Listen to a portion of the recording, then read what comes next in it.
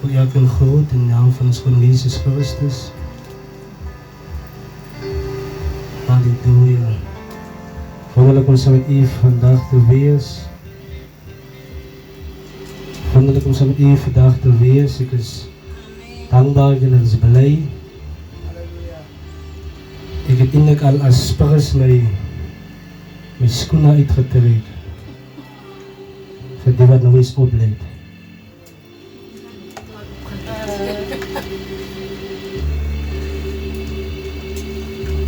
God zei voor Mozes, trek uit je schoenen, van die grond waar je op staan is heilig.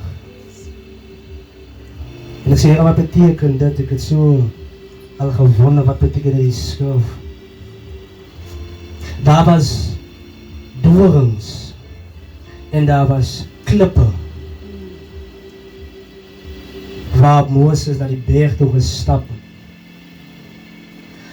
Maar terwijl Mozes aan die teenwoordigheid van die Here kom, sê God vir Mozes dat trek uit je schoenen van die grond wat ze nou staan, heeft die bescherming nodig tegen die klippen nie.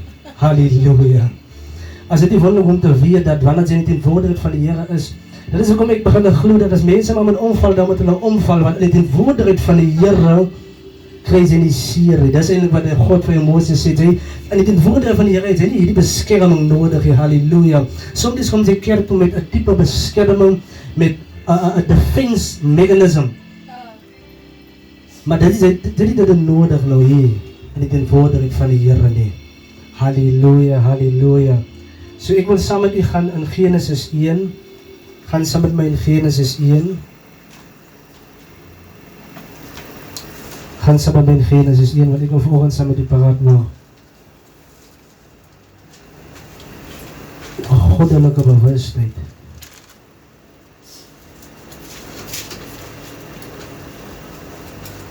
Goddelike bewustheid. Halleluja, goddelike bewustheid.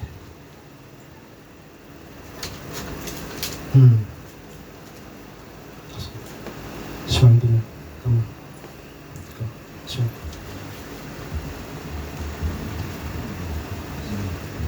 Ik kan me niet bij de open.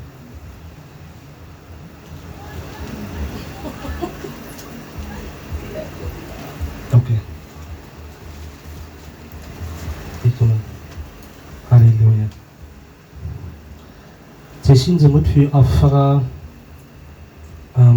Kan ik tijd houden? Wat is mijn naam?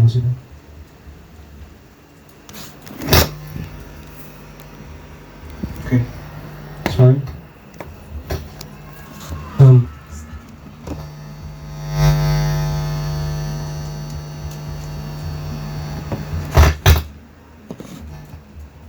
Amen.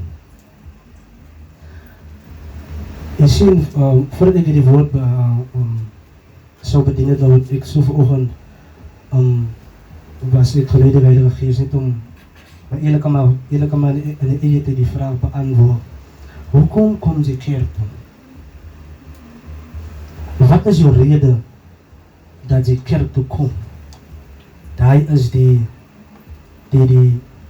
vraag wat zij voor jezelf moet voor aan die laatste dag. Want daar gaan klomp verskoningsvies hoekom jy helemaal nie moet kerk toe gaan nie. Daar is klomp redes helemaal hoekom jy nie moet kerk toe gaan nie. So jy sal jou antwoord moet kry in die skrif van God.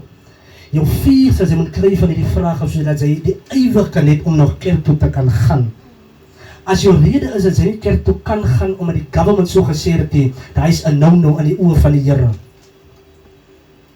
As jou rede is dat jy 'n kop het en jy gaan die kerk toe gaan nie, dan is daar 'n no-no in die teenwoordigheid van die Here.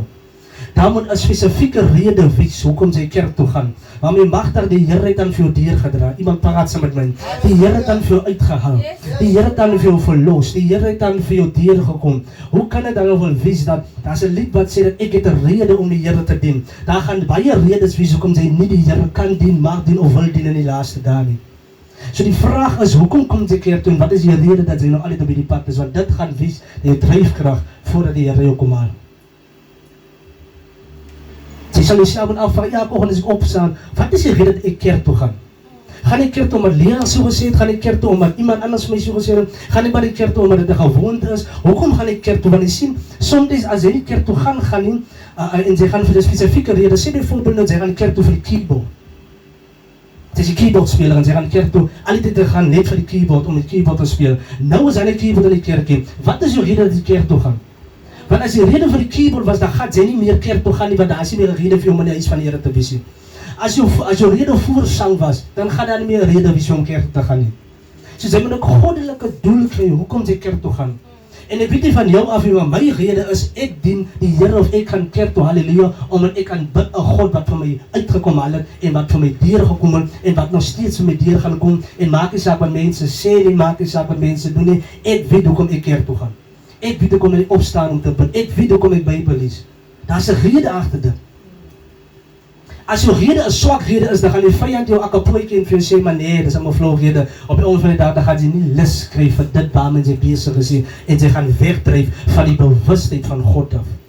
En dis waarom ek saam met u wil praat vanoggend oor die bewustheid van God. Gaan saam met my in Genesis 3.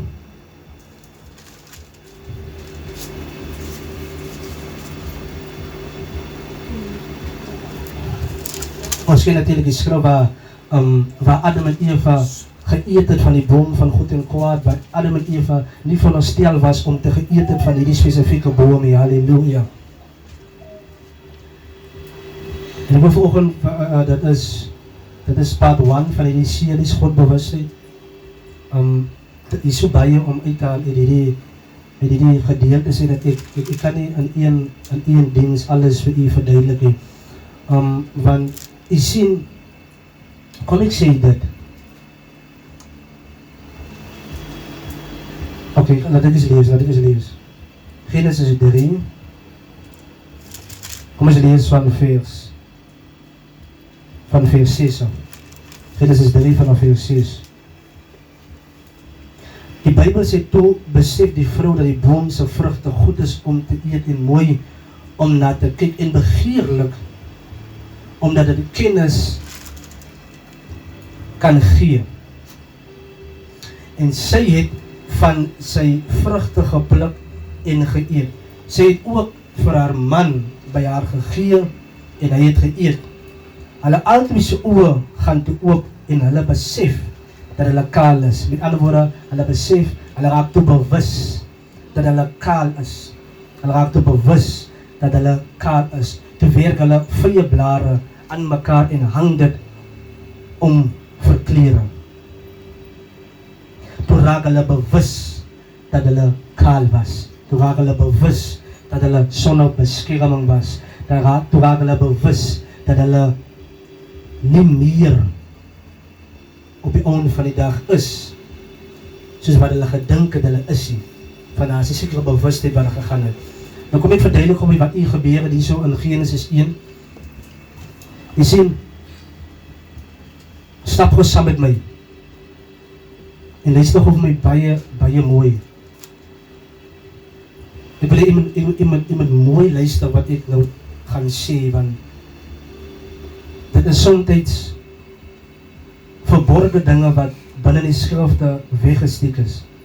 En as jy nie die verborgde dinge openbaar nie, dan vang die mense in die skrif wat gelees word nie.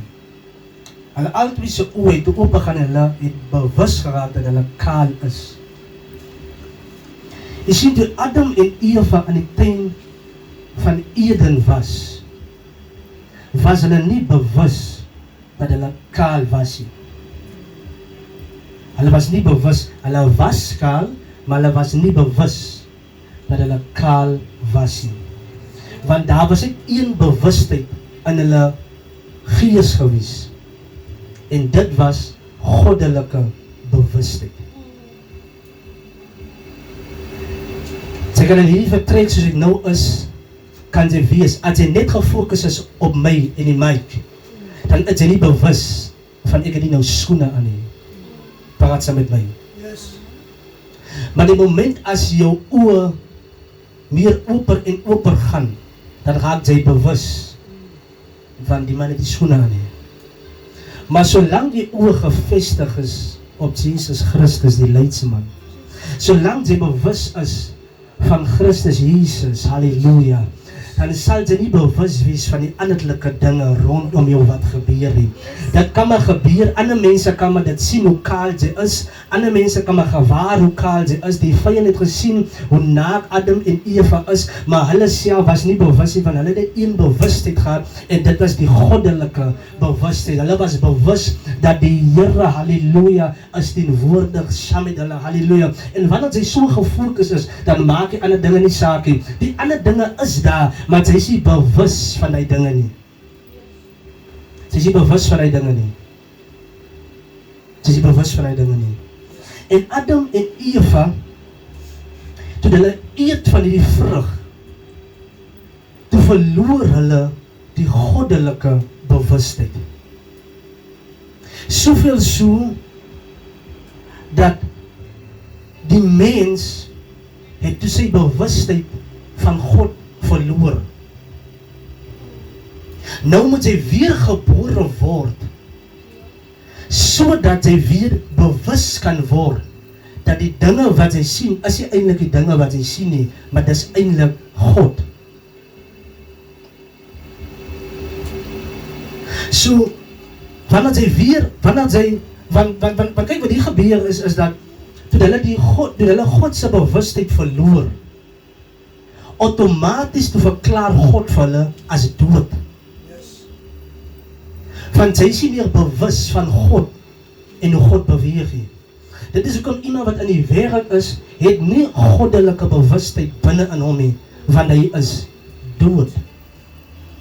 Maar wanneer jy weer gebore is, dan kry jy die bewustheid van die Here, jy word wakker in die bewustheid van God.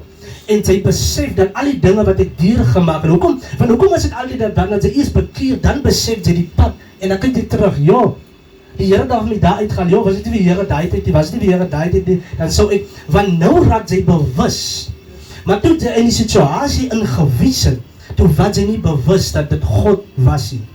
Sy was nie bewus dat dit God se teenwoordigheid was, wat vir jou gehou het in die pap, wat vir jou gehou het in by die drankbote, wat vir jou gehou het, terwyl jy nog gerook het. Sy was nie bewus daai tyd nie. Maar toe God eers, dat sy weer gebore word, toe word sy bewus. En toe kom sy agter, my Magda, die dag toe daai gebeur het. Toe, ek besef nou dit was 'n engel. Ek besef nou dit was God. Ek besef nou dit was dit. Ek besef nou dat dit die Here was. Maar toe sy dood was, wat sy nie bewus gewees nie. Sy was nie bewus gewees nie. Nou my vraag is net, hierdie song wat ons sing, I give myself away. Of even die song, ek dink as ander lied wat ek sê, that I give my life to you. As hy dood was, wat se lewe het hy om te gee vir die Here? Iemand praat gou saam met my.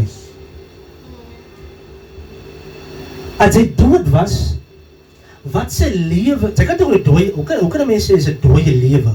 Dood is dood. Dood is dood. Dood is dood. So as hy vir my sê dat ek gee my lewe oor aan die Here, wat se lewe het oorgegee aan God? Kom ek sê dit. Ons het nie gekom na die Here toe om ons lewe oor te gee nie. Ons het gekom na die Here toe om lewe te ontvang. Wanneer ons weer gebore is, toe gee hy vir ons lewe. En nie net lewe nie, maar lewe in Zoe, lewe en lewe in oorvloed. Halleluja. Hoor jy wat ek sê? Hy is nog met my. Die kerk is stil, is dit 'n bietjie te diep, is dit 'n bietjie te interessant So wanneer ons na die Here toe kom, omdat ons dood is, kan ons nie 'n lewe vir hom gee nie.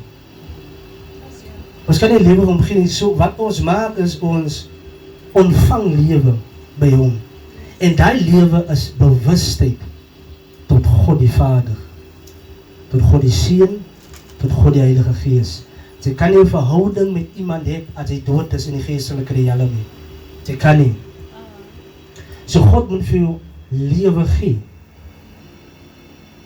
En ek kan besef dat baie keer het ons hierdie lied gesing, baie keer het 'n mens, maar dis alles onbybel, net soos hierdie song wat die gelowiges nou sing, die Here maak 'n weg. Dit klink mooi. Maar hy kan nie 'n weg maak vir jou nie. Hy sê hy is die weg, hy is die waarheid en hy is die lewe. As hy 'n weg vir jou maak, dan beteken dit sy gaan op 'n posisie staan, dan gaan sy wag dat hy 'n weg vir jou maak. Maar as hy besef dat hy is die weg en hy is binne in jou, oral waar jy beweeg, is daar outomaties 'n weg. So jy gaan nie voor die rooi see staan, come on man, en dan gaan jy wonder, Here, wat nou nie. Nee, jy gaan nie begin loop en die see gaan vir jou opkloof, want hy is die weg. Jy gaan bid aan mekaar voor die rooi see, jy gaan huil aan mekaar voor die rooi see, want die Here maak 'n weg, Here maak 'n weg, Here maak 'n weg, Here maak 'n weg, terwyl hy gesê het, ek is die weg, begin loop net. En so het die vyand natuurlik ons beroof van geloof, want dis ongelowiges wat hierdie song skryf. Dit is nie geesvervulde mense wat die song skryf nie. Dit is mense wat nie in die woord is wat die song skryf nie. Halleluja. Dis mense wat net gekom het op die platform waar hulle kan mooi sing. Net omdat jy mooi kan sing, beteken dit jy kan woord sing nie. Daar het 'n wonderlike meisie weer op WhatsApp gesing, oh let me live in the glory. Mooi gesing, maar enige keer kan gehoor daar. Niksie. Net omdat jy mooi kan sing, beteken dit nie, halleluja, dat jy sing woord nie. Jy kan mooi sing, kyk die love songs, lelike goed wat uitkom, en die mooiste stemme. Dit sê nie, dis woord nie. En wanneer jy daai salwing bring in jou geloof in, dan Peter het eintlik jou geloof af, want sy profeteer elke keer dieselfde ding, die Here maak 'n weg. Met ander woorde, die Here maak 'n weg. So sy sê eintlik, hy is nie die weg nie. Indirek sê sy eintlik, hy is nie die weg, hy maak 'n weg, hy maak 'n weg, hy maak 'n weg. Dit gaan in jou stelsel in die basis, dit gaan in jou gees in. En 'n song gaan vinnig as 'n preek in jou gees in. 'n Song gaan baie vinnig, dit is hoekom jy vyand songs gebruik. Want dit gaan vinnig in jou gees in as 'n preek. Want 'n preek is met my al mense is 'n bietjie meer vervelig, maar sing net die song. Hy maak 'n weg, nice, almal sê daarop, maar dis onbybels. En dit gaan jou geloof afbreek. Dit gaan jou geloof afbreek. So kom ons terug na hierdie song toe. Jy kan jou lewe gee. As jy sondig is, dan kan jy nie jou lewe gee nie. Want dan beteken dit as jy dood is, dan het jy lewe. Jy het gekom om lewe te ontvang. En wanneer ons dit besef, dan besef ons, dis iets uit myself en wat ek wil doen nie. Ek het nie gekom na die Here toe en ek het vir hom iets gegee nie. Nee, ek het gekom met niks en die Here het my iets gegee. So nou weet ek, alles wat ek het, kom van hom af. Die lewe wat ek het, kom van hom af.